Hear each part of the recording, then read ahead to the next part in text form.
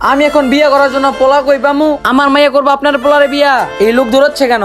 আমার অসুস্থ পোলারে যাই বিয়া করবো, ওর আমি মাসে 10 লাখ টাকা দিব, কিন্তু শর্ত হইলো এইটা, ওই কোমাতে আছে, ওরা কোমা থেকে জাগাইতে হবে। এই জীবন তো লাস্টে কার মাইয়া বিয়া করাইবো? এমন পোলা আমি কোনো জায়গায় পাইতাম না যে বিয়া করলে টাকা দিব। আমি করবো আপনার পোলারে বিয়া। এত সুন্দর মাইয়া আমার পোলারে বিয়া করব?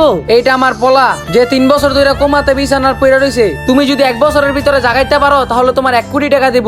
মা এটার কোনো দরকার নাই, কারণ ওরা আমি তাড়াতাড়ি জাগাই দিমু। আমি আপনার ওয়াদা করলাম যে আমার ভালোবাসা দিয়ে ওরা আমি জাগাই ফেলমু। আমি যেই মেয়ে এতদিন খুঁজতেছিলাম ওই মেয়ে তুমি। প্রিন্সের কারণে আমার জীবনটাই বদলাই গেল। মনে হয় প্রিন্সের জায়গা গেছে, মিস্টার প্রিন্স জায়গা গেছে, আর ওর মা আপনাকে টাকা দিছে।